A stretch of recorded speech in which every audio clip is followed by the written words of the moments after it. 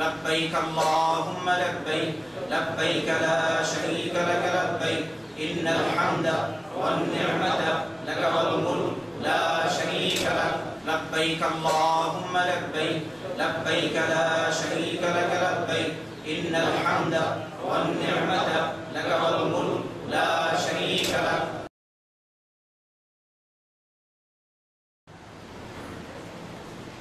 بسم الله الرحمن الرحيم. الحمد لله نحمده ونستعينه ونستغفره ونعوذ بالله من شرور أنفسنا وسيئات أعمالنا من يهده الله فلا مضل له ومن يضلل فلا هادي له وأشهد أن لا إله إلا الله وحده لا شريك له وأشهد أن محمدا عبده ورسوله. أما بعد فإن خير الحديث كتاب الله وخير الهدي هدي محمد صلى الله عليه وسلم وشر الأمور محدثاتها وكل محدثة بدعة وكل بدعة ضلالة. فأعوذ بالله من الشيطان الرجيم. ولله على الناس حج البيت من استطاع إليه سبيلا ومن كفر فإن الله غني عن العالمين. প্রথমে রব্বুল আলামিনের দরবারে শুকরিয়া জানাই যে রব্বুল আলামিন আমাদেরকে প্রতি সপ্তাহের মতো আজকে এখানে দ্বীনি দর্স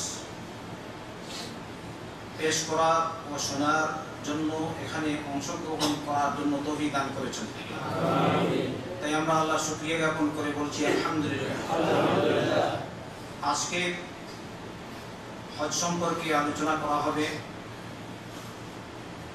সংক্ষিপ্তাকারে, যেন সবাই আমরা বুঝতে পারি আর পরবর্তীতে সহজভাবে শিখতে পারি।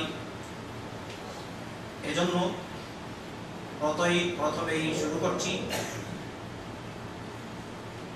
হজ জীবনে একবার ফরজ হয়, দুইবার ফরজ হয় না। যেহেতু জীবনে একবার ফরজ হয় আর লোকজন ফরজ হজ আদায় করে থাকেন, তাই যেন আমাদের হজ আল্লাহর দরবারে কবুল হয় সেজন্য সকলকে সচেষ্ট থাকতে হবে এবং নবী করিম সাল্লাল্লাহু আলাইহি ওয়াসাল্লামের তরিকায় হজ সম্পাদন করতে হবে। যে কোনো আমল আমরা করি সেই আমল কবুল হওয়ার জন্য তিনটি শর্ত হয়ে থাকে। প্রথম নম্বর হচ্ছে ঈমান।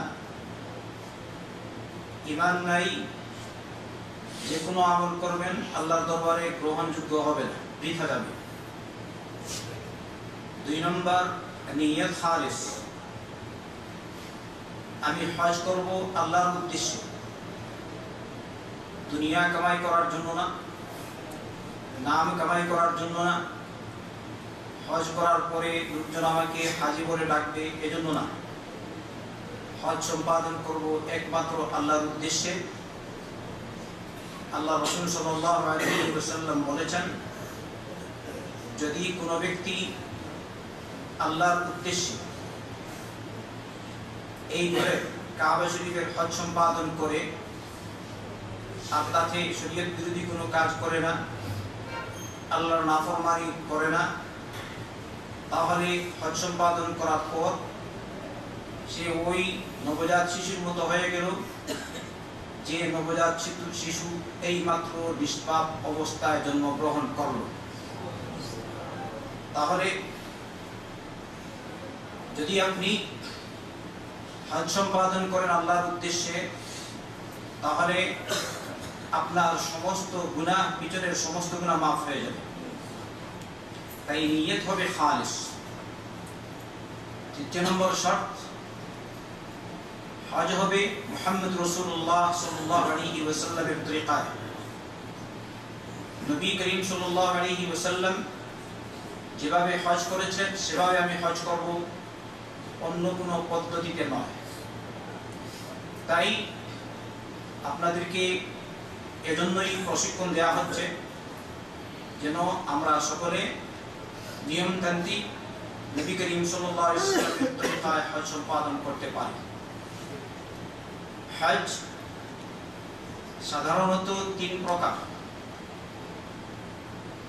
এক, হজ্জে তামাত্তু, 2 হজ কিরান, 3 হজ্জে ইফরাদ।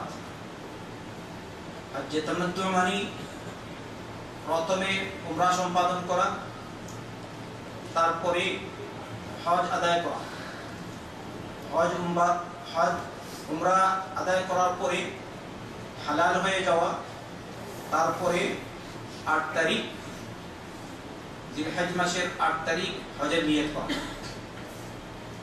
এটা হলো হজ্জে তামাত্তু।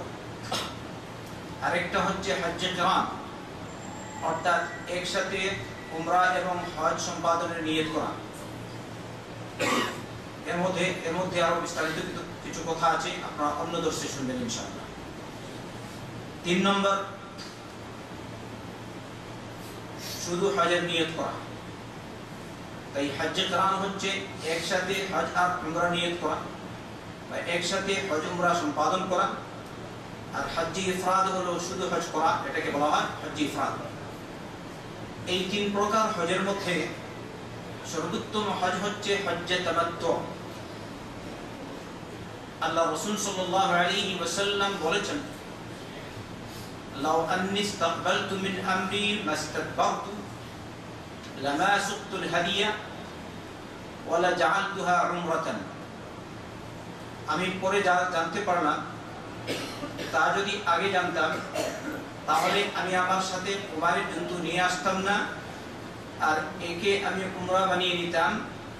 উমরা করার পরে তোমাদের মতো আমি হালাল হয়ে যেতাম। তাই নবী করিম সাল্লাল্লাহু আলাইহি ওয়াসাল্লাম বলেছেন, যদি আমি আগে জানতাম তাহলে নবী করিম সাল্লাল্লাহু আলাইহি ওয়াসাল্লাম সেই কাজের জন্য এই কথা বলবেন যে কাজ উত্তম হয়, না হলে এটা বলতেন না। অতএব এটা স্পষ্ট এই হাদিস দ্বারা হজ্জে তামাত্তু আফদল বা উত্তম।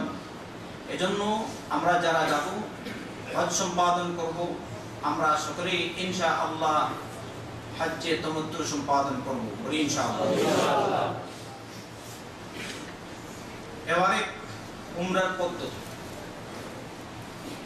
উমরা মানে হচ্ছে প্রথম কাজ হবে উমরায় ইহরাম বাঁধা, 2 নম্বর তাওয়াফ করা, 3 নম্বর সাই করা, 4 নম্বর মাথার চুল মুন্ডন করা কিংবা ছোট করা।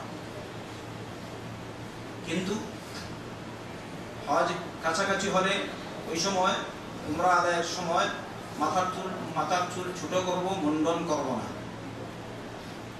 এবারে তার পদ্ধতি বিস্তারিত সংক্ষিপ্ত আকারে। ইহরাম কাকে বলে? ইহরাম মানে হচ্ছে ইহরাম বাঁধা, তার মানে হলো নিয়ত করা যে আমি উমরা সম্পাদন করব। এবারে যিনি উমরা নিয়ত করতে যাচ্ছেন বা উমরা আদায় করবেন, তিনি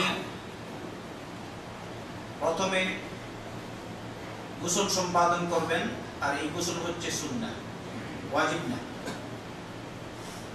যেভাবে সাধারণত বরণা পাখির ক্ষেত্রে গোসল করা হয়, বরণা পাখি থেকে পবিত্রতা লাভ করার জন্য সেরকম গোসল করবে। তারপরে সুগন্ধি মাখবে, ব্যবহার করবে, আর মাথা দাড়ি শরীরে লাগাবে। কারণ মা আয়েশা রাদিয়াল্লাহু আনহা বলেছেন, বুখারী মুসলিম শরীফে এসেছে, كان النبي صلى الله عليه وسلم إذا أراد أن يحرم تطيب بأطيب ما يجد ثم أرى وبيص المسك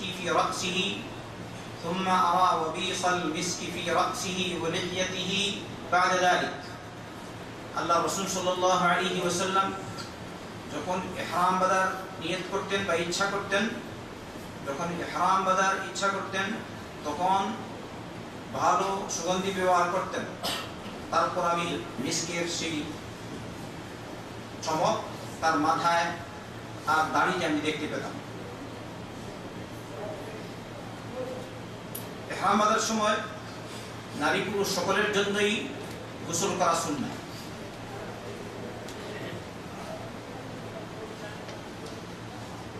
এবারে গোসল আর খুশবু ব্যবহার করার পরে ইহরামের কাপড় পরিধান করবেন।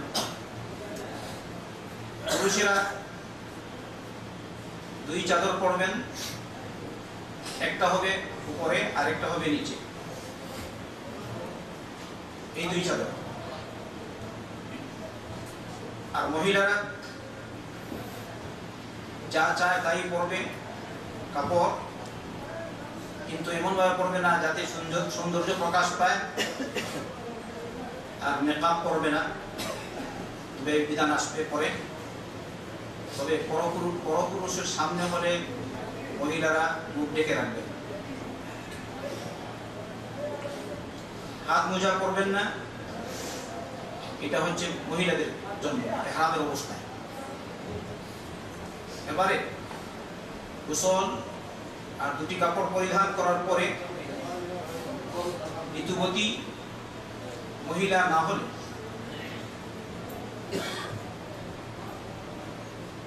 ফরজ সালাত আদায় করবেন, যদি ফরজ সালাতের সময় হয়।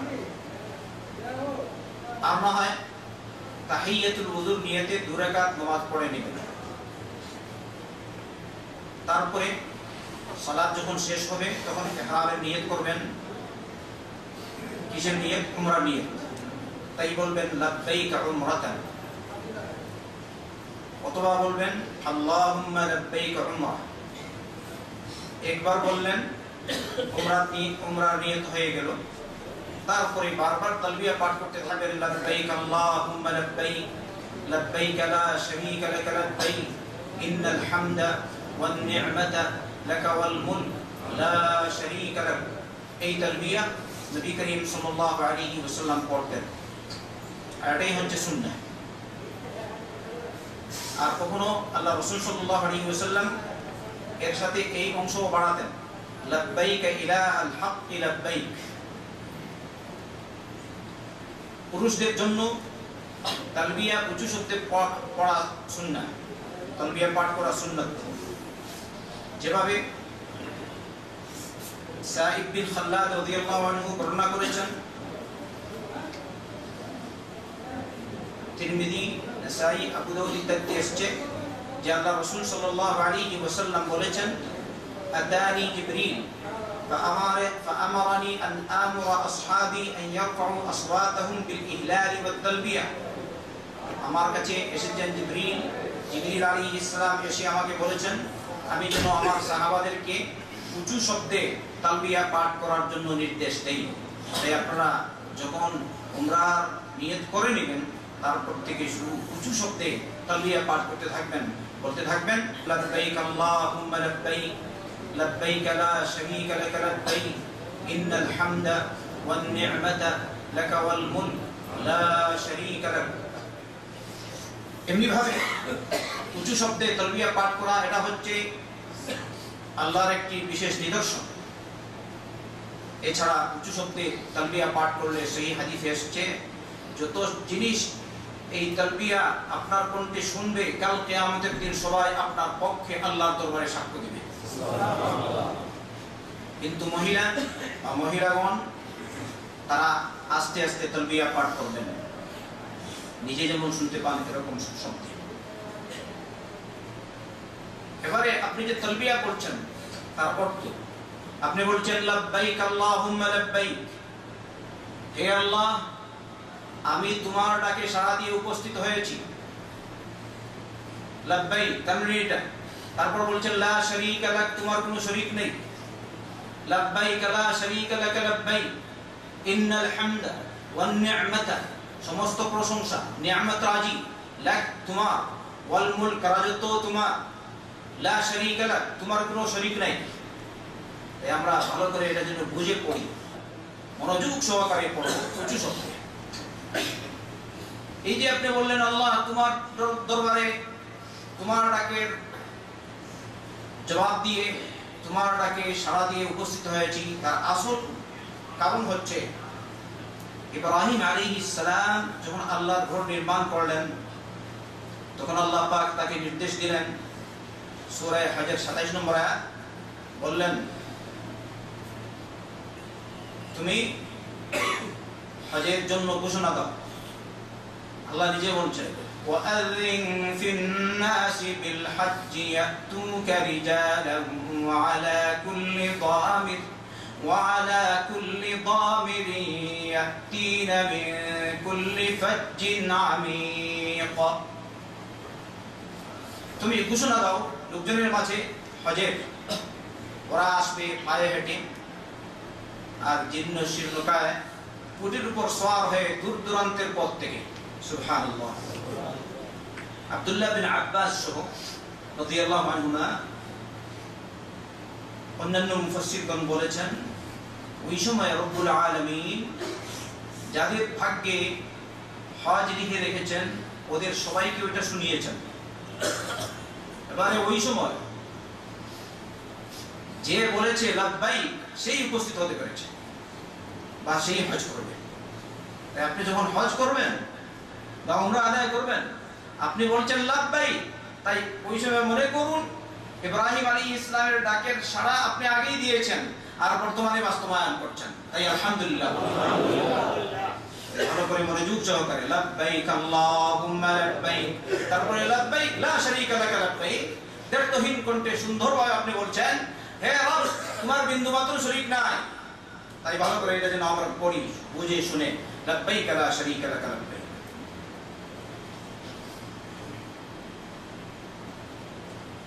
যদি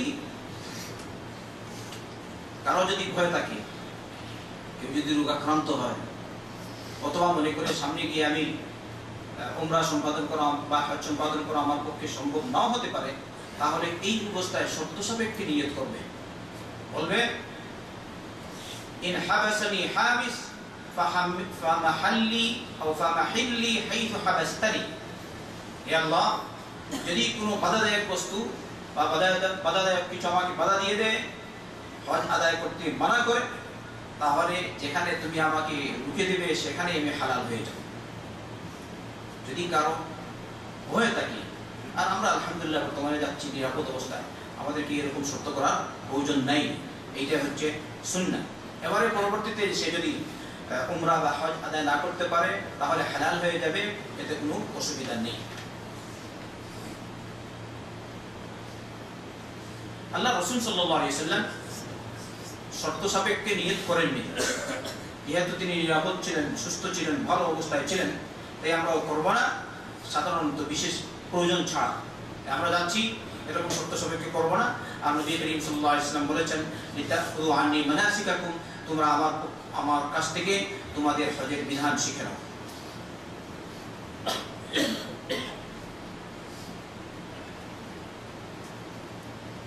এবারে যারা উমরা আদায় করছেন ইহরাম বেঁধেছেন বারবার তালবিয়া পাঠ করতে থাকবেন যখন আসবেন মক্কা মুকাররমায় কাবা শরীফের কাছে এসে পৌঁছে গেছেন তখন তালবিয়া বন্ধ করে দিবেন আপনারা কোন হজ আদায় করছেন বলছি যে তামাত্তু আদায় করবেন ইনশাআল্লাহ তাই উমরা এই অবস্থায় কাবার তাওয়াফ শুরু করার পূর্ব মুহূর্তে আপনারা তালবিয়া বন্ধ করে দিবেন এবারে যখন মসজিদে হারামে পৌঁছালেন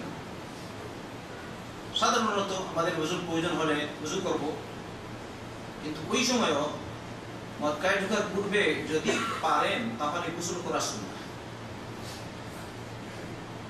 আর না হলে কোনো অসুবিধা নেই এটা সুন্নাহ এবারে আমরা গেলাম মসজিদে হারামে যেভাবে সাধারণত মসজিদে ঢুকি ওইভাবে মসজিদে ঢুকবো ডান পা প্রথমে প্রবেশ করাবো আর বলবো বিসমিল্লাহি ওয়াসসালাতু ওয়াসসালামু আলা রাসূলিল্লাহ আল্লাহুম্মা ইগফিরলি যুনুবি ওয়াফতাহ লি আবওয়াব রাহমাতিক আউযু বিল্লাহিল আযীম ওয়া বিওয়াজহিহিল কারীম ওয়া বিসুলতানিহিল কাদীম মিনাশ শাইতানির রাজীম এই দোয়াটি যারা শিখেছেন আলহামদুলিল্লাহ যারা শিখেননি তারা শিখে নেবেন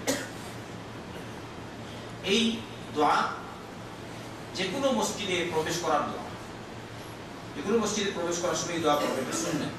চাই মসজিদে হারাম হোক, চাই বেনাজার মসজিদ হোক, চাই বাংলাদেশের মসজিদ হোক, যে কোনো মসজিদ আপনি ঢুকবেন এই দোয়া পড়বেন। তাই হজের বইয়ে এই দোয়া লেখা আছে, আপনারা শিখে নিন। এবারে আল্লাহর ঘরে ঢুকছেন বিনয় নম্রতার সাথে, আল্লাহর প্রতি সম্মান প্রদর্শন দেখি করে করে আপনি মসজিদে ঢুকবেন। এমনি ভাবে আল্লাহ যে আপনাকে তৌফিক দিল কাবা শরীফে ঢুকতে, তার শুকরিয়া আদায় করে করে ঢুকবেন। আলহামদুলিল্লাহ।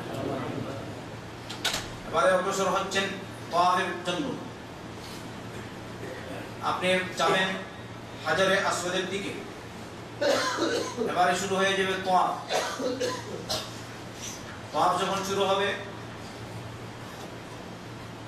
তাওয়াফের নিয়ত করবেন মন দিয়ে সংকল্প। আগে আপনারা উমরা নিয়ত করেছেন লাব্বাইক উমরা বলে, আর নিয়ত থাকবে কোথায়? মনে। নাওয়াইতু পড়বেন না। এখানেও তাওয়াফ শুরু করবেন, তাওয়াফের নিয়ত থাকবে কোথায়? মনে। নাওয়াইতু পড়বেন না, কারণ নাওয়াইতু পড়া আল্লাহ রাসূল সাল্লাল্লাহু আলাইহি ওয়াসাল্লাম থেকে প্রমাণিত না। তাই নিয়ত করব, আমরা সংকল্প করব মন থেকে, মুখ দিয়ে কিছু বলবো না। যদি কেউ বলে তাহলে এটা সে বেদাত করলো। আল্লাহ আমাদেরকে হেদায়েত দান করুন। এবারে হাজারে আসওয়াদকে যদি সম্ভব হয়, আপনার দোয়া শুরু হয়ে যাচ্ছে, তাহলে ডান হাত দিয়ে স্পর্শ করুন, আর যদি সম্ভব হয় তাহলে তার চুমু খান। আল্লাহর প্রতি সম্মান প্রদর্শন করবে আর নবী করিম সাল্লাল্লাহু আলাইহি ওয়াসাল্লামের অনুসরণ করবে। এটা নয় যে এই হাজারে আসওয়াদ বা কালো পাথরের মধ্যে একটা বিশেষ পাওয়ার রয়েছে এই জন্য করছি। নবী করিম সাল্লাল্লাহু আলাইহি ওয়াসাল্লামের অনুসরণ, নবীর তরিকা। কারণ আমিরুল মুমিনিন ওমর ইবনুল খাত্তাব রাদিয়াল্লাহু আনহু,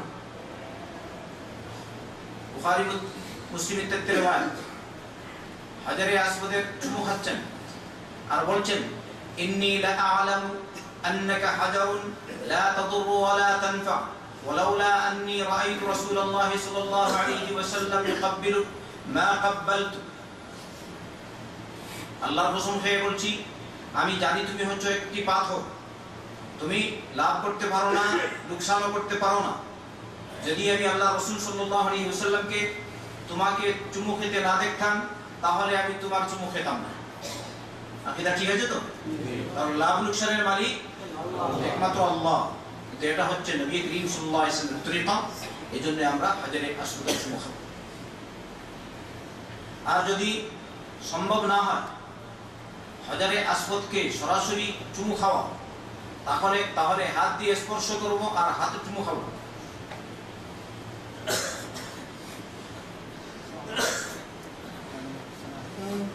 যদি তার সম্ভব না হয়, বর্তমানে এটা সম্ভব না হয়, সম্ভব হয় না, তাহলে ধাক্কাধাক্কি করবো না, মানুষকে কষ্ট দিব না, বলবে না সুযোগ পেয়ে যেমন ছাড়বো না, এরকম যেন না হয়। মানুষকে কষ্ট দিবেন না, আপনি ইবাদত পালনের জন্য এসেছেন, মানুষকে কষ্ট দিবেন কেন? একটা সুন্নত আদায় করার জন্য আরেকজনকে কষ্ট দিয়ে হারাম কাজ করবেন, তা তো হতে পারে না। তাই কষ্ট দিবেন না, বিশেষ করে হজের সময়। এবারে আরামসে দূর থেকে ইশারা দিয়ে চলে যাবে, আর এই সময় বলবেন বিসমিল্লাহি আল্লাহু আকবার। তাওয়াফ শুরু হচ্ছে তো, বলবেন কি বিসমিল্লাহি আল্লাহু আকবার, ইশারা। এই যে তাওয়াফ, এই তাওয়াফে দুটি কাজ হয় সুন্নাহ। একটা হলো ইস্তিবা আর আরেকটা হচ্ছে রমা। ইস্তিবা হলো ডান কাঁধ খোলা রাখা, মানে চাদরের মধ্যবর্তী অংশ ডান হাতের নিচে রাখা আর তার দুই কিনারা বাম কাঁধের উপর রাখা। এটাকে আরবিতে কি বলে? ইস্তিবা। তো ইস্তিবা শুধু এই তাওয়াফে সুন্নাত, এর পূর্বেও সুন্নত না, পরেও সুন্নত না। এটা অনেক লোক জানে না। অনেকে আছে আগে থেকেই শুরু করে দেয়, যখন ইহরামের কাপড় পরলো তখন থেকেই শুরু। এবারে নামাজও পড়ছে এই অবস্থা এরকমই, আর যেগুলো কাজ করছে এইরকমই, তাওয়াফ করছে এইরকমই, সাইও করছে এইরকমই। সুন্নত না। সুন্নত কোন সময়? ইস্তিবা শুধু তাওয়াফে, এই প্রথম তাওয়াফে বা উমরার তাওয়াফে অথবা তাওয়াফে কুদুমে। এটা ভালো করে ইয়াদ রাখবেন আপনারা। ইস্তিবা শুধু তাওয়াফে সুন্নাত কোন তাওয়াফে? তাওয়াফে কুদুম বা তাওয়াফে উমরা। আর আরেকটি কাজ হচ্ছে এই তাওয়াফে রামাল। প্রথম 3 চক্করে ছোট ছোট কদমে দ্রুত গতিতে চলা,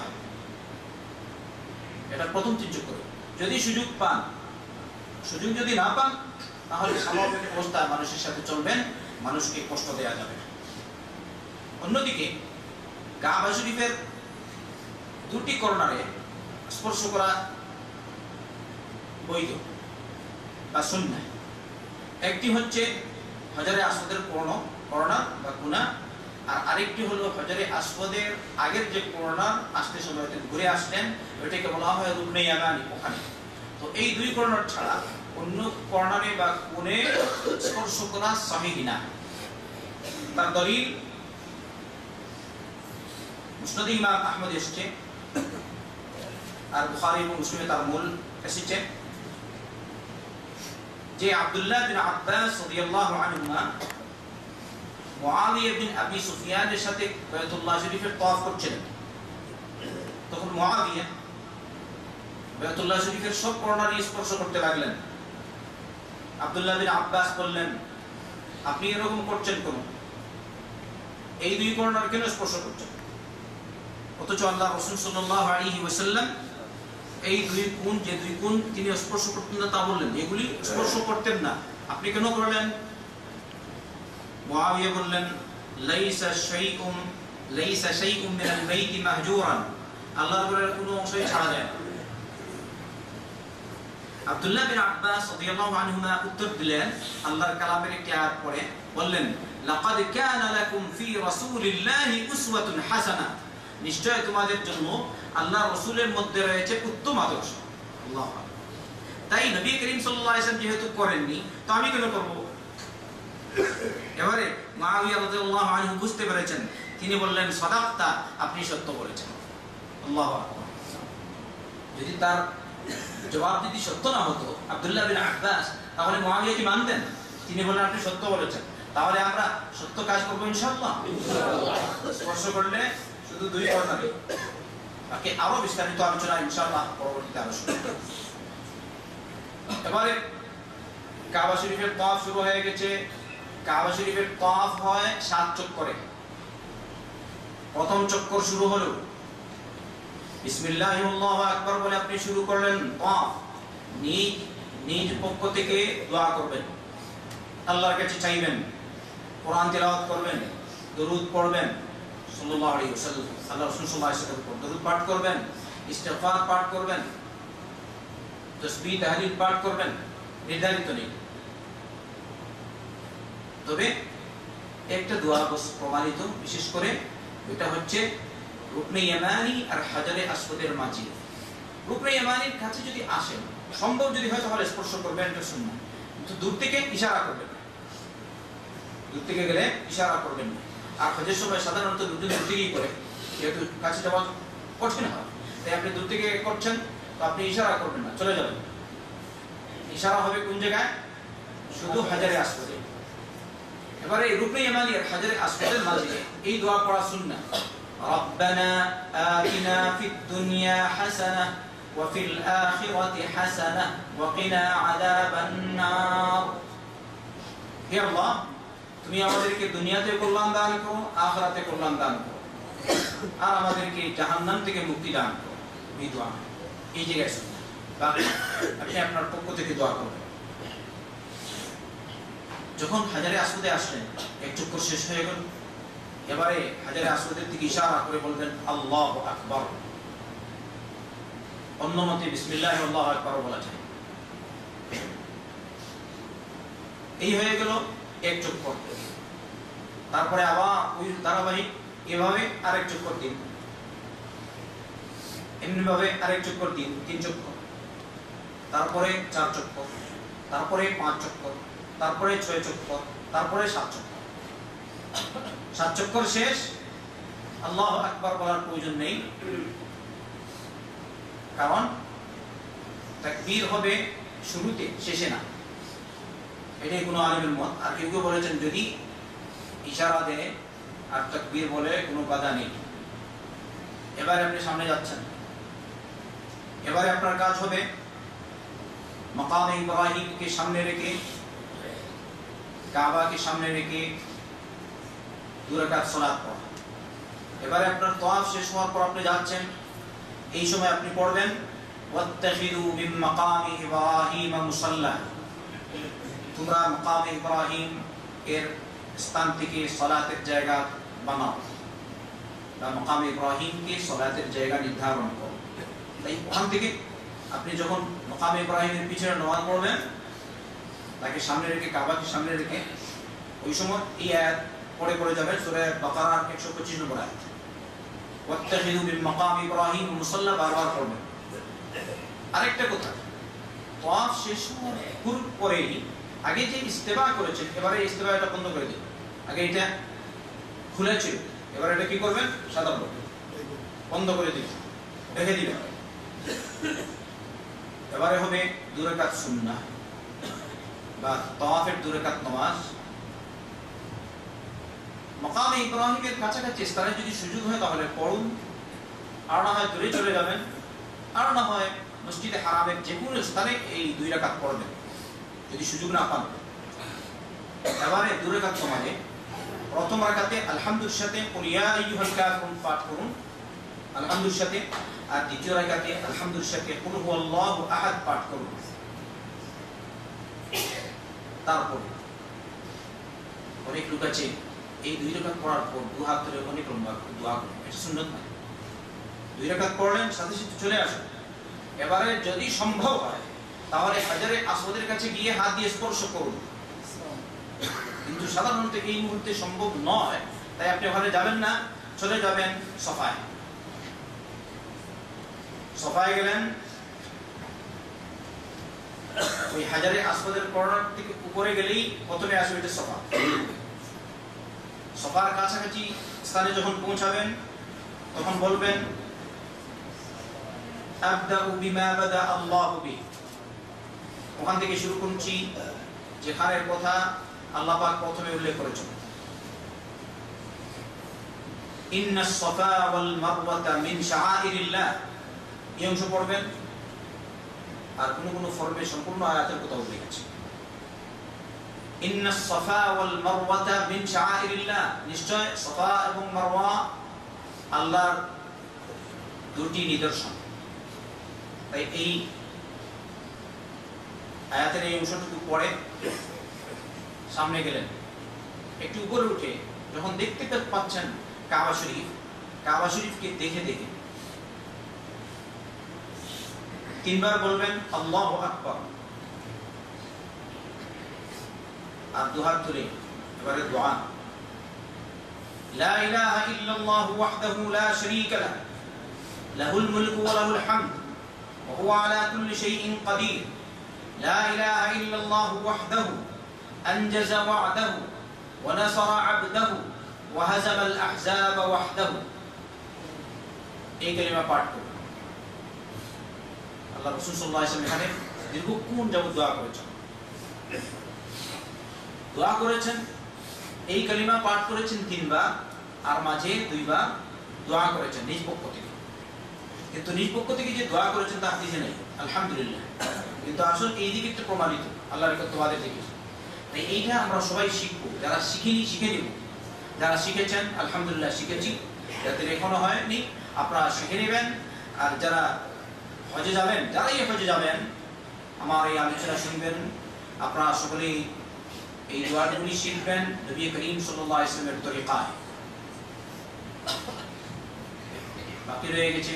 ওই কোনো কোনো বই আছে হজ উমরার তরিকা, লিখে আছে প্রথম চক্করে এই দোয়া, দ্বিতীয় চক্করে এই দোয়া, একটু ঠিক না। যেগুলো প্রমাণিত তাই নিজ পক্ষ থেকে আপনি দোয়া করবেন যেভাবে আমি বললাম ওই রকম।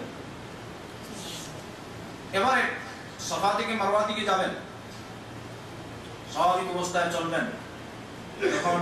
যখন দুটি সবুজ চিহ্নের মাঝে, সবুজ রুটির মাঝে আসবেন, ওই সময় দ্রুত চলবেন। এটাকে বলা হয় আগের মতোই রমল, দ্রুত চলবেন।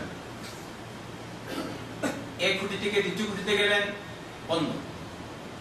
এবারে আপনি পৌঁছালেন মারওয়ায়। মারওয়ায় গিয়ে আগে যেভাবে জিকির করেছেন ওই রকম জিকির করবেন আর দোয়া করবেন, কিন্তু ইন্নাস সাফা ওয়াল মারওয়াতা মিন শাআইরিল্লাহ পড়বেন না। এটা প্রথম চক্করে। এবারে সফা থেকে মারওয়া গেলেন, এক চক্কর হয়ে গেছে, আর মারওয়া থেকে সফা এসেছেন, আর এক চক্কর হয়ে গেছে।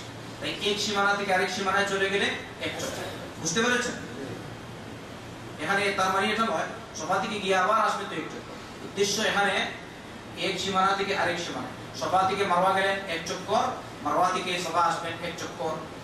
বাকি চক্করের ভিতরে আপনি নিজ পক্ষ থেকে দোয়া করুন, নিজ পক্ষ থেকে দোয়া, কোরআন তেলাওয়াত ইত্যাদি যা পারেন। তাই সফা মারওয়ার সাই, এটাকে বলা হয় সাই। সফা মারওয়ার সাই শুরু হয় সফা থেকে আর শেষ হবে মারওয়ায়। তাই সফা থেকে শুরু, মারওয়ায় শেষ। মারওয়ায় যখন শেষ, এবারে মারওয়া থেকে আপনি বের হয়ে যাবেন, 7 চক্কর শেষ। বের হয়ে পুরুষেরা চুল ছোট করবেন ভালো করে, আর মহিলারা ওই রকম আঙ্গুলের অগ্রভাগ পরিমাণ চুল তারা ছোট করবেন। তারা উমরার ক্ষেত্রেও চুল ছোট করবেন, হজের ক্ষেত্রেও চুল ছোট করবেন, তাদের ক্ষেত্রে মুন্ডন নেই। আর হজের সময় কাছাকাছি হলে প্রতি হাজির জন্য উমরার সময় চুল ছোট করাই সুন্নাত। কারণ আল্লাহ রাসূল সাল্লাল্লাহু আলাইহি ওয়াসাল্লাম যখন হজে গেলেন ওই সময় তার সাহাবাদেরকে, যারা হজ্জে তামাত্তু করছেন, তাদেরকে নির্দেশ দিয়েছেন তোমরা চুল ছোট করো। কারণ এখন যদি আপনি চুল মুন্ডন করে নেন, আপনি গেলেন 7 তারিখ বা 6 তারিখ, গিয়ে পৌঁছাবেন 7 তারিখ, কেউ পৌঁছে 8 তারিখ, চুল যদি মুন্ডন করে নেন তাহলে হজের সময় কি করবেন? 2 দিন পর, তাই না? এই জন্য এই সময় কি করবেন? আমরা সবাই চুল ছোট করব।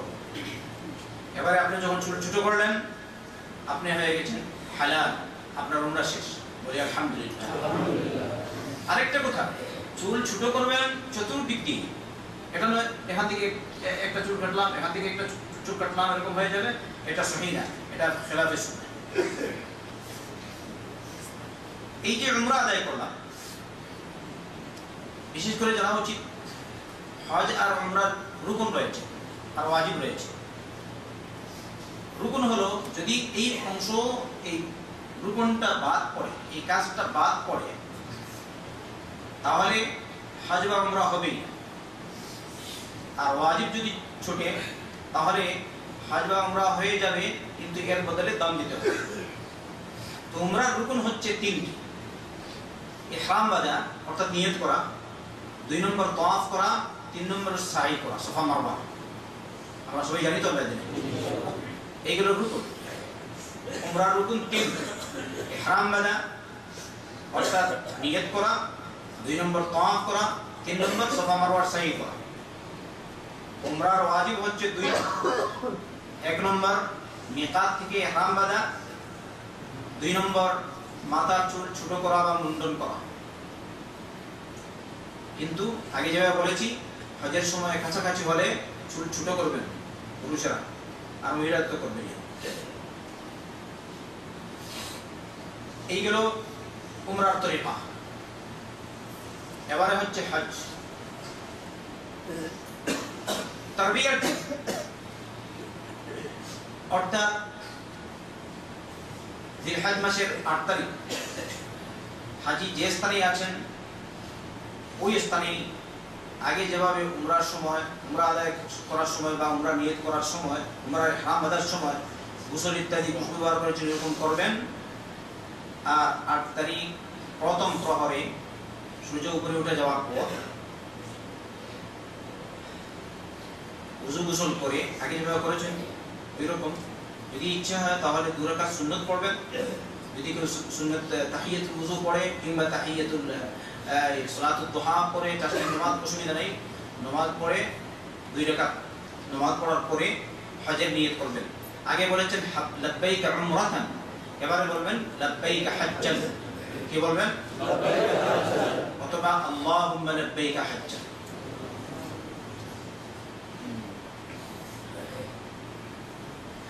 যে স্থানে আছেন, যদি আপনি মক্কায় থাকেন মক্কায়, যদি কেউ মিনায় থাকে মিনায়, যে স্থানে আছেন আপনাকে মসজিদে হারামে আসতে হবে না। অনেকে মনে করে মসজিদে হারামেই যেতে হবে, এটা সহি না। যে স্থানে আছেন ওখানে মক্কায় যদি থাকেন তাই আপনি হজের হারাম বেঁধে এবারে যাবেন মিনায়। মিনায় গিয়ে 8 তারিখ ওই দিনকে বলা হয় ইয়াউমুত তারবিয়া, তারবিয়ার দিন। মিনায় গিয়ে যোহর, আসর, মাগরিব, ইশা, ফজর 5 ওয়াক্ত নামাজ নির্ধারিত সময়ে কসর করে আদায় করবেন। কারণ এরকমই আল্লাহ রাসূল সাল্লাল্লাহু আলাইহি ওয়াসাল্লাম করেছেন। মুসলিম শরীফের riwayat।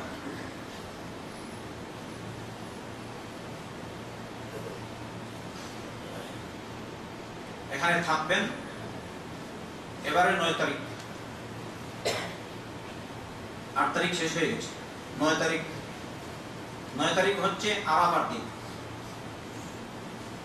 সূর্য ওঠার পর 9 তারিখ হাজিগণ মিনার দিকে আরাফার দিকে রওনা দিবেন।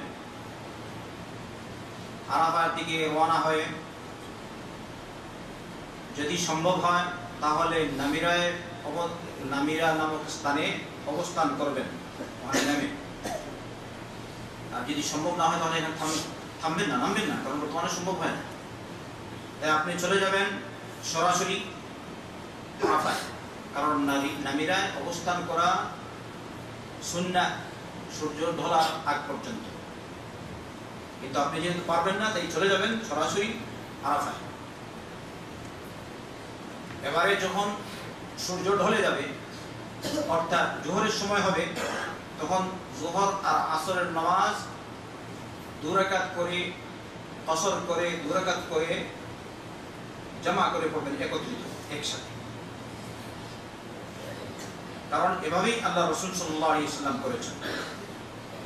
মুসলিম শরীফে এসেছে জাবির বিন আব্দুল্লাহ রাদিয়াল্লাহু আনহুমা বলেন আল্লাহ রাসূল সাল্লাল্লাহু আলাইহি ওয়াসাল্লাম নামিরায় একটা তাঁবু নির্মাণের নির্দেশ দিলেন।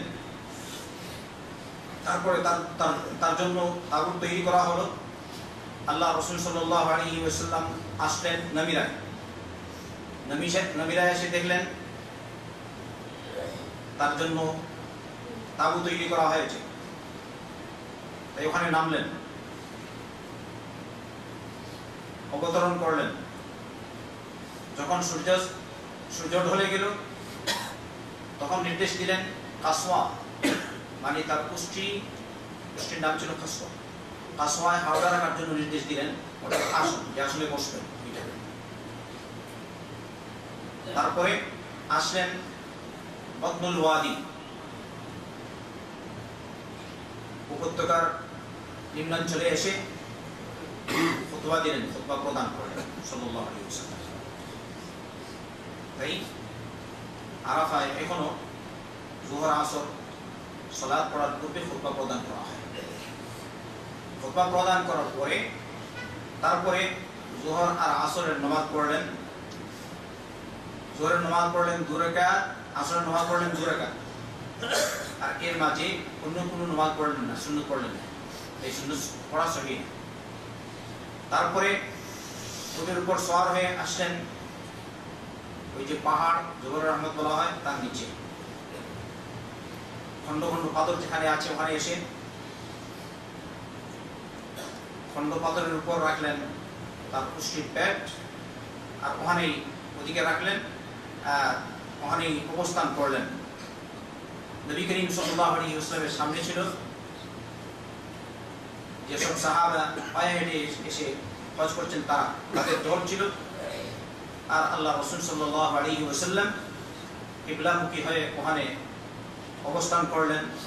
আর দোয়া করতে লাগলেন সাল্লাল্লাহু আলাইহি ওয়াসাল্লাম। আল্লাহ রাসূল সাল্লাল্লাহু আলাইহি ওয়াসাল্লাম তার মুষ্টির উপর শোয়া, দুহাত কিন্তু তখন তার কিবলামুখী হয়ে দাঁড়িয়েছেন, দোয়াই করছেন, এরকম দুহাত তুলে। সেই রিওয়ায়াত এসছে একবার আল্লাহ রাসূল সাল্লাল্লাহু আলাইহি ওয়াসাল্লামের হাত থেকে মুষ্টির লাগাম পড়ে গেছে, তখন তিনি মুষ্টির লাগাম এক হাত দিয়ে তুলেছেন, আরেক হাত তখনও ওই রকম উপরে উঠানো অবস্থায় ছিল, সুবহানাল্লাহ, অর্থাৎ দোয়ারত অবস্থায় ছিল সাল্লাল্লাহু আলাইহি ওয়াসাল্লাম। এজন্য আরাফায় আমরা যখন অবস্থান করব গুরুত্ব দিয়ে যেন অবস্থান করি, কারণ এই দিনের গুরুত্ব সবচেয়ে বেশি। আল্লাহ রাসূল সাল্লাল্লাহু আলাইহি ওয়াসাল্লাম বলেছেন, আল হাজ্জু আরাফা, হাজই হলো আরাফা। বাকি ফজিলত অনেক আছে, এক্ষেত্রে আপনারা পরে শুনবেন। তো এই সময় যেসব দোয়া নবী করিম সাল্লাল্লাহু আলাইহি ওয়াসাল্লাম থেকে প্রমাণিত, সাধারণত ওগুলি আদায় করবেন, ইয়াদ করার চেষ্টা করুন। আর যদি ইয়াদ না থাকে তাহলে যেসব বই আমাদের সেন্টার থেকে প্রকাশিত হয়েছে ওগুলো সাথে রাখবেন আর দোয়া করবেন। বাংলার সাথে অনুবাদও আছে আলহামদুলিল্লাহ। আর বিশেষ করে এই দোয়াটি পাঠ করবেন।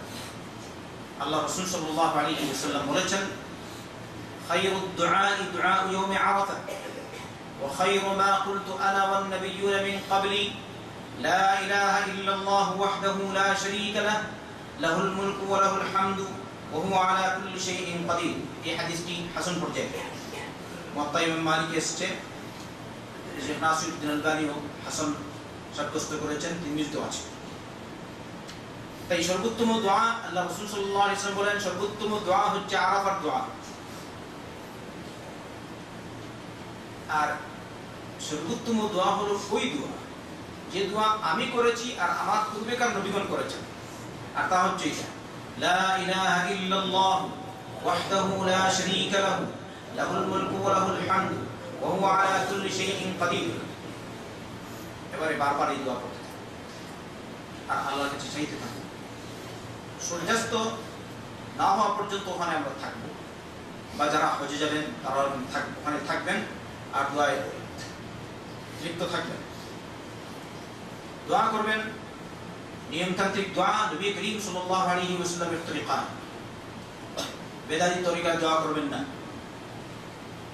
কোনো মানুষের ওসিলা নিয়ে দোয়া করবেন না। নবী করিম সাল্লাল্লাহু আলাইহি ওয়াসাল্লামের ওসিলা নিয়ে দোয়া করা সহিহ না, আপনারা এর পূর্বে আলোচনা শুনেছেন। দোয়া করবেন, দুহাত তুলে দোয়া করবেন, আল্লাহর গুণগান বর্ণনা করবেন, আর নবী করিম সাল্লাল্লাহু আলাইহি ওয়াসাল্লামের উপর দরুদ পাঠ করবেন। তারপর নিজের জন্য ক্ষমা চেয়ে দোয়া করবেন, নিজের আম্মা আব্বার জন্য ক্ষমা চেয়ে দোয়া করবেন, সমস্ত মুসলমানদের জন্য ক্ষমা চেয়ে দোয়া করবেন, এবং নিজ ইচ্ছায় যা চান দুনিয়া আখিরাতের কল্যাণ চেয়ে দোয়া করবেন। কিন্তু দোয়ায় সীমালঙ্ঘন করতে নাই, সীমালঙ্ঘন করা ঠিক না। সীমালঙ্ঘন করতে এমন কথা বা আল্লাহর কাছে চাইবেন না যেটা সম্ভব না। এমনি ভাবে বিশেষ করে আরাফার মাঠেও আপনার দোয়া কবুল হবে না যদি আপনি হারাম, নাউযুবিল্লাহ, হারাম গেজা খান, হারাম খাবার খান আর দোয়া করেন। তাই আমরা যেন ওই সময় এখন থেকেই তওবা করি, আল্লাহ আমি আর হারাম খাবো না, আল্লাহ আমার গুনাহ কথা পিছনে যত গুনাহ হয়েছে তুমি মাফ করো। আর আল্লাহকে বলি, আল্লাহ তুমি আমাদেরকে হালাল কামাই করার তৌফিক দান করো। আর দোয়া করি বিশেষ করে নবী করিম সাল্লাল্লাহু আলাইহি ওয়াসাল্লাম থেকে দোয়া প্রমাণিত, আল্লাহুম্মা কফিনি বিহালালিকা আন হারামিক ওয়া আগনিনি বিফদলিকা আম্মান সিওয়াক। এবারে আরাফায় যেখানে নবী করিম সাল্লাল্লাহু আলাইহি ওয়াসাল্লাম অবস্থান করেছেন, আগে যেভাবে বলেছি ওখানে যদি সম্ভব হয় তো ওখানে অবস্থান করবে, আর না হয় আরাফার যে কোনো জায়গায় অবস্থান করবে, এতে কোনো অসুবিধা নেই। যারা দিনে অবস্থান করবেন তাদেরকে অবশ্যই সূর্যাস্ত পর্যন্ত অবস্থান করতে হবে। আর যদি কেউ আসতে বিলম্ব হয়ে যায় তাহলে দিনে যদি অবস্থান না করেন, রাত্রেও করেন, তাহলে অসুবিধা নেই। কারণ আরাফায় অবস্থানের সময় হচ্ছে পরবর্তী দিন ফজর পর্যন্ত, পরবর্তী দিন ফজর পর্যন্ত। তাই বলে আলহামদুলিল্লাহ, অনেক সময় এরকম লেট হয়ে যায়। এবারে কারো যদি লেট হয়ে যায় এরপরেও আসে, তাহলে সে আর হজ পেল না, তার তো এরকম হয়, শুনেছি বাই চান্স হয়ে যায়। কিন্তু আলহামদুলিল্লাহ আমাদের এরকম হবে না। আল্লাহর কাছে দোয়া চাই, আল্লাহ যেন আমাদেরকে সঠিকভাবে সুন্নাত তরিকায় হজ সম্পাদন করার তৌফিক দান করেন। হয়ে গেছে বা সূর্যাস্ত হয়ে গেছে, এবারে আমরা আসবো বা হাজিরা আসবেন মুজদালিফায়। মুজদালিফায় এসে পৌঁছেই মাগরিব আর ইশার সালাত একসাথে পড়বেন। প্রথমে মাগরিবের নামাজ পড়বেন 3 রাকাত, তারপরে ইশার 2 রাকাত।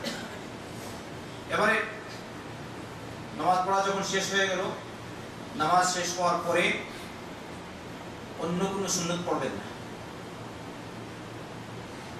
তারপরে এই রাত মুজদালিফার রাত্রে ঘুমার সুন্নত, ফজর পর্যন্ত ঘুমাবেন।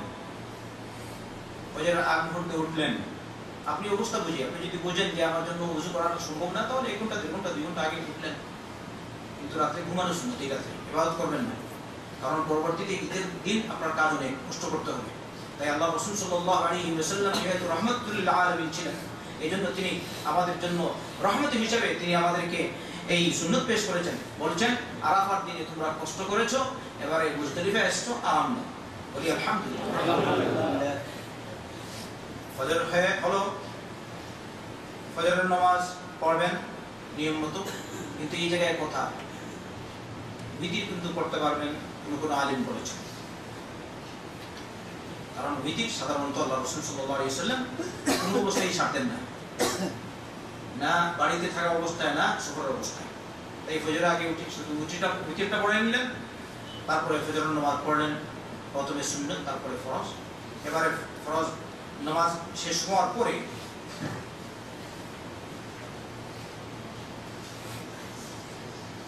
নামাজ যখন শেষ হয়ে যাবে,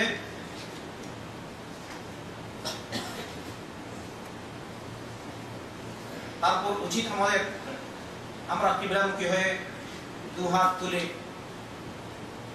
দোয়া করতে থাকবো। এই সময় অনেক লোক বুঝে না, গুরুত্ব বুঝে না, ফজরের পরে শুরু করে দিয়ে চা খাবো আর না হয় অন্য খাবার। আসলে এই সময়টি হচ্ছে খুব গুরুত্বপূর্ণ। এই সময় নবী করিম সাল্লাল্লাহু আলাইহি ওয়াসাল্লাম দোয়া করেছেন।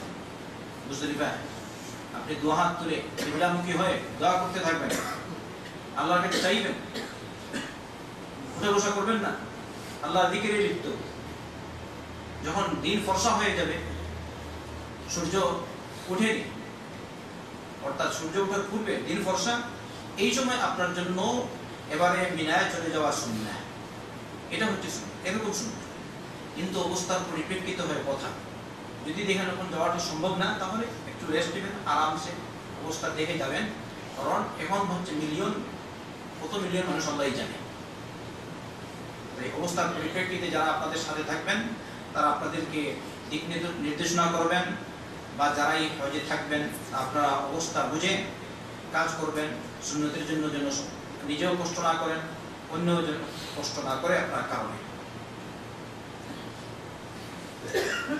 এবারে মুজদালিফার রাত শেষ, ফজর পরেই চলে আলো কোন দিন? ঈদের দিন, 10 তারিখ। আস্তে আস্তে করে আপনি যাবেন এবারে মিনার দিকে। মিনায় যখন মিনায় পৌঁছিয়ে প্রথমে আপনার কাজ হবে জামরায়ে আকাবায় কঙ্কর মারা। জামরায়ে আকাবা কাকে বলে? জামরায়ে আকাবা হচ্ছে আপনি যখন মক্কা থেকে মিনায় আসবেন, তখন প্রথম যে জামরা পাওয়া যায় ওটাকে বলা হয় জামরায়ে আকাবা। আর জামরা মানে সাধারণত যেখানে আমরা কঙ্কর মারি। আর মিনার মসজিদে খায়েব থেকে যেটা কাছে হবে, মসজিদে খায়েব থেকে যাওয়ার সময় মক্কার দিকে, এটা হচ্ছে জামরা আল উলা, প্রথম জামরা। তাই ঈদের দিন কঙ্কর মারবে মানুষ মুজদালিফা থেকে আসলে একদম লাস্টেরটা। মিনার মসজিদ পার হয়ে তো যাবে, লাস্টেরটা মারবে।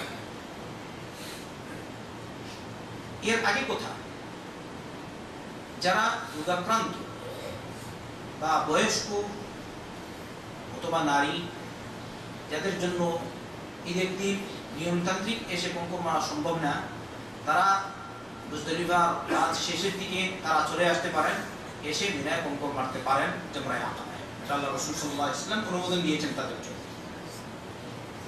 এমনিভাবে যারা তাদের সহযোগী থাকবেন ওরাও কঙ্কর মারতে পারেন আগে এসে।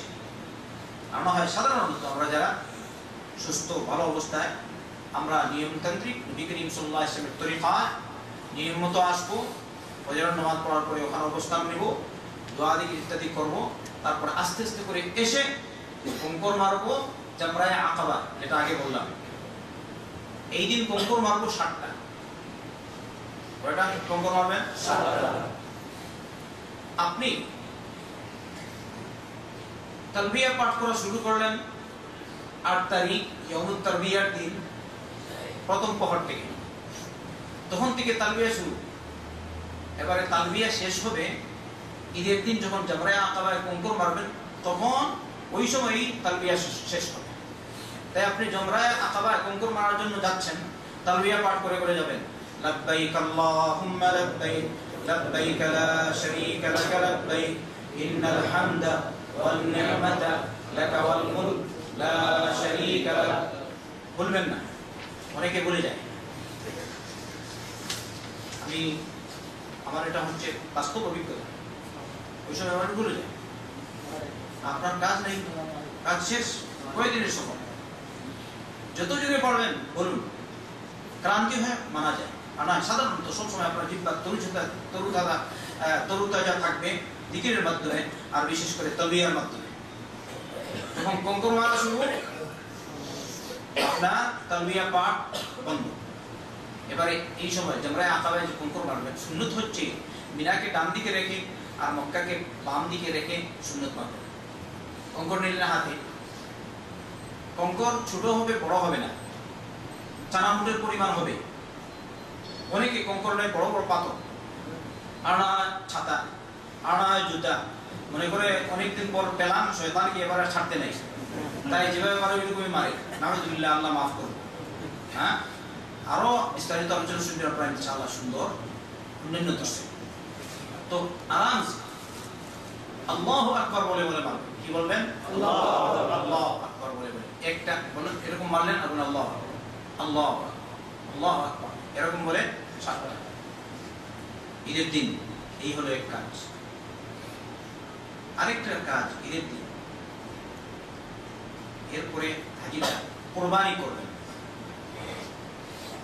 যারা হজ্জে তামাত্তু করবেন, আমরা তো হজ্জে তামাত্তু, আমাদের উপর কুরবানি, কিংবা যারা হজ্জে কিরান করবেন তাদের উপর কুরবানি ওয়াজিব।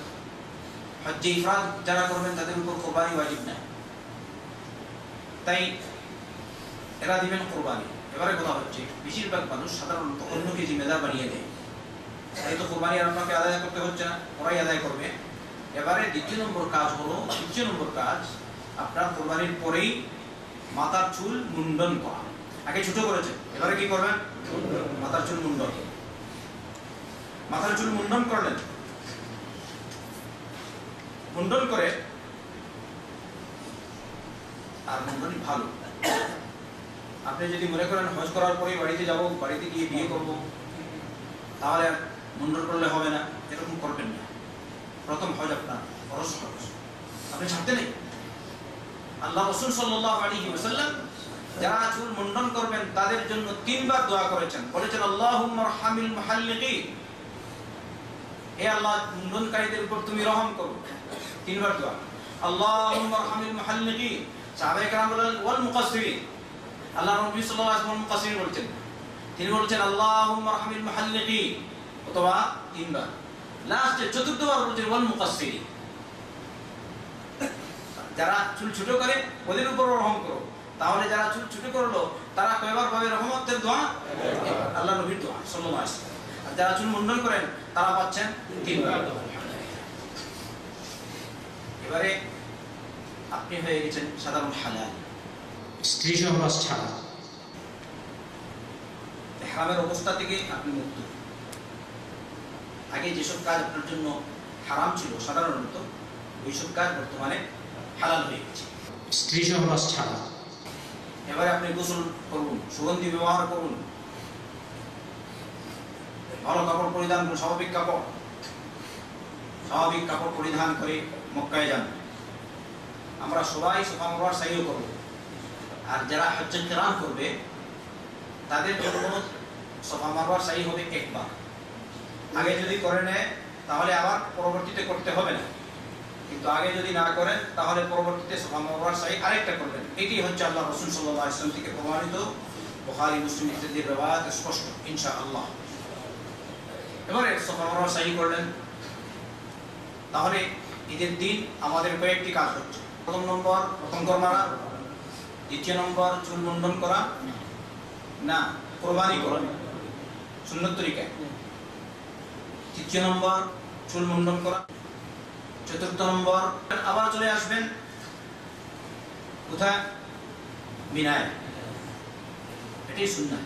অথবা আপনি যেখানে থাকেন, বর্তমানে সাধারণত নতুন মিনায় একটা নতুন মিনায় লোকজন অবস্থান করে, উলামায়ে কেরামদের ফতোয়া, এখানে অবস্থান নিলেন। আর সাধারণত 10 তারিখ, এবারে 10 তারিখ গেল, 11 তারিখের রাত, 10 তারিখ দিবাগত রাত এখানে অবস্থান নেবেন। 11 তারিখ হলো, 11 তারিখ সূর্য ঢলার পর জোহরের সময় হয়েছে, ওই সময় এবারে 3টি জামারায় কঙ্কর মারবেন। কয়টি জামারায়? 3টি জামারায়। প্রথমে প্রথম জামারায় 7টি, তারপরে দ্বিতীয় জামারায় 7টি, তারপরে তৃতীয় জামারায় 7টি। প্রথম জামারা হবে এই দিন আগে যেভাবে বলেছি ব্যাখ্যা, মসজিদে খায়েফের কাছাকাছি যেটা হবে, এটা হবে প্রথম। তারপরে আপনি মক্কার দিকে যাচ্ছেন, তারপরে দ্বিতীয়, তারপরে হবে তৃতীয়। তো প্রথম জামারায় কঙ্কর মেরে 7টি আল্লাহু আকবার বলে বলে মারবেন। তো 7টি কঙ্কর মেরে ডান দিক হয়ে সামনে গিয়ে একটু কিবলার দিকে মুখ করে কিবলামুখী হয়ে দু হাত তুলে লম্বা করে দোয়া করা সুন্নাহ, নিজ পক্ষ থেকে দোয়া করবেন। কিন্তু যদি লম্বা করে দোয়া সম্ভব না হয় তাহলে নিজ তৌফিক মোতাবেক হালকা করে দোয়া করে নেবেন, যেন সুন্নতের উপর আমল করা যায়, যেন সুন্নতের উপর আমল হয়। তারপরে দ্বিতীয় মারায় কঙ্কর মারলেন 7টি মেরে, তারপরে একটু বাম দিক হয়ে একটু সামনে এগিয়ে গিয়ে কিবলামুখী হয়ে লম্বা করে আগের মতো দোয়া করবেন, সুযোগ বুঝে দোয়া শেষ। তারপরে যাবেন তৃতীয় জামারায়। তৃতীয় জামারায় কঙ্কর মারবেন 7টি, কিন্তু এই জায়গায় দোয়া নেই। সবসময় ইয়াদ রাখবেন, তৃতীয় জামারায় কোনো সময়ই দোয়া নেই, কঙ্কর মারার পর চলে আসবেন। তো ঈদের দিনও দোয়া নেই তৃতীয় জামারায়। 11 তারিখ মারলাম, 11 তারিখও নেই।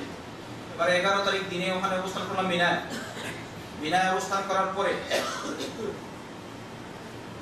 12 তারিখ আগে যেভাবে 11 তারিখ কঙ্কর মেরেছি ওইভাবে 3টি জামারায় কঙ্কর মারব। কঙ্কর মারা শেষ। যদি আপনি 13 তারিখ পর্যন্ত ওখানে অবস্থান করেন তাহলে 13 তারিখ পর্যন্ত অবস্থান করবেন, পরে 12 তারিখ দিবাগত রাত ওখানে অবস্থান করার পরে 13 তারিখ কঙ্কর মারবেন নিয়ম মতো। আর যদি 12 তারিখ চলে আসেন তাহলে অসুবিধা নেই, আলহামদুলিল্লাহ। সাধারণত সৌদি থেকে যারা যায় বেশিরভাগ মানুষ 12 তারিখ চলে আসে। আল্লাহ বলেছেন ফামান তাআজ্জালা ফি ইয়াওমাইহি ফালা ইসমা আলাইহি, তো 2 দিন পর কেউ যদি চলে আসে অসুবিধা নেই। আর যদি কেউ বেশি থাকে আলহামদুলিল্লাহ ভালো। আল্লাহ রাসূল সাল্লাল্লাহু আলাইহি ওয়াসাল্লাম 13 তারিখ পর্যন্ত ছিল। তো 12 তারিখ যদি আপনি চলে আসেন, আপনি যে হামলায় যাবেন তারা যদি বলে আপনি চলে আসতে হবে তাহলে চলে আসেন। আর যদি সুযোগ থাকে তাহলে 13 তারিখ পর্যন্ত থাকবেন, তারপর কঙ্কর মেরে 13 তারিখ চলে আসবেন। এবারে 12 তারিখ যারা আসবেন 3টি জামারায় কঙ্কর মেরে তারা চলে যাবেন মক্কায়। মক্কায় গিয়ে তাওয়াফে ওয়াদা করবেন, কারণ আল্লাহ রাসূল সাল্লাল্লাহু আলাইহি ওয়াসাল্লাম নির্দেশ দিয়েছেন লা ইয়ানফিরান্না আহাদুন হাত্তা ইয়াকুনা আখির আহদিহি বিল বাইত, তোমাদের কেউ যেন তার সর্বশেষ কাজ বাইতুল্লাহ শরীফের সাথে না করে বাড়িতে না ফিরে। এজন্য তাওয়াফে ওয়াদা করতে হবে। এই হচ্ছে হজের সংক্ষিপ্ত তরিকা। বলি আলহামদুলিল্লাহ। হজের রুকুন জানা উচিত আগের মতো। হজের রুকুন 4টি। ইহরাম বাঁধা অর্থাৎ হজের নিয়ত করা। 2 নম্বর আরাফায় অবস্থান করা। আচ্ছা, আরাফার কথা আপনারা শুনেছেন? শুনেছেন, এরকম অবস্থান করবেন। 3 নম্বর হজের তাওয়াফ করা। হজের তাওয়াফ কোন দিন হয়? ঈদের দিন বাইরে করে 2 দিন করে এটাই ভালো। 4 নম্বর সাফা মারওয়ার সাই করা। এই 4টি কাজ হচ্ছে রুকুন হজের। তাহলে বেশ কম রুকুনের ক্ষেত্রে হজ আর উমরা মাত্র একটা। আর এটা কোনটা? আরাফা। আর বাকি 3টি উমরার রুকুন, হজের রুকুন। ঠিক না? ঠিক রয়ে গেল হজের ওয়াজিব। হজের ওয়াজিব কাজ হচ্ছে 7টি। মিকাত থেকে ইহরাম বাঁধা। তবে তামাত্তু হাজি যারা, তারা মক্কায় নিজ নিজ স্থানেই নিয়ত করবেন বা ইহরাম বাঁধবেন। আরাফায় সূর্যাস্ত পর্যন্ত অবস্থান করা 2 নম্বর। 3 নম্বর 9 তারিখ দিবাগত রাত মুজদলিফায় অবস্থান করা। 4 নম্বর জামারাগুলিতে কঙ্কর নিক্ষেপ করা। 5 নম্বর পুরুষদের জন্য চুল ছোট করা বা মুন্ডন করা। তবে মুন্ডন উত্তম আগে বলা হয়েছে। আর মহিলাদের জন্য আঙ্গুলের অগ্রভাগ পরিমাণ চুল ছোট করা। 6 নম্বর যারা 12 তারিখ চলে আসবেন তাদের জন্য 10 তারিখ এবং 11 তারিখ দিবাগত রাত বিদায় যাপন করা। আর যারা 13 তারিখ পর্যন্ত অবস্থান করবেন তাদের জন্য 12 তারিখ দিবাগত রাত অবস্থান করা। 7 নম্বর বিদায়ী তাওয়াফ করা। এইগুলো কয়টি? 7টি। আর যারা তাওয়াফ হজ্জে তামাত্তু বা হজ্জে কিরান করবেন তাদের জন্য আরেকটি, তা হচ্ছে কুরবানি করা। এই হচ্ছে হজের সংক্ষিপ্ত বিবরণ, বিশেষ করে হজ্জে তামাত্তু। আল্লাহ যেন আমাদেরকে সুন্নত তরিকায় হজ আদায় করার তৌফিক দান করেন। বাকি ইহরামের অবস্থায় কি কাজ নিষিদ্ধ? কয়েকটি কাজ নিষিদ্ধ। 1 নম্বর শরীরের যে কোনো অংশের চুল ছোট করা, কাটা, মুন্ডন করা কিংবা উপরে ফেলা নিষেধ। নখ কাটা 2 নম্বর বা উপরে ফেলা নিষেধ। 3 নম্বর সুগন্ধি ব্যবহার করা নিষেধ। 4 নম্বর বিয়ে করা, বিয়ে করানো বা বিয়ের প্রস্তাব দেওয়া নিষেধ ইহরামের অবস্থায়। 5 নম্বর প্রবৃত্তির তাড়না সহ স্ত্রীকে জড়িয়ে ধরা বা চুম্বন করা নিষেধ। 6 নম্বর স্ত্রী সহবাস করা নিষেধ। এটি সবচেয়ে মারাত্মক। যদি কেউ প্রথম তাহাল্লুল অর্থাৎ ঈদের দিনের পাথর নিক্ষেপ এবং মাথা মুন্ডনের আগে স্ত্রী সহবাস করে নেয় তাহলে হজ বাতিল হয়ে যাবে। ফলে তাকে উট কিংবা গরু কুরবানি করতে হবে এবং হজের বাকি কার্যাদি সম্পন্ন করতে হবে।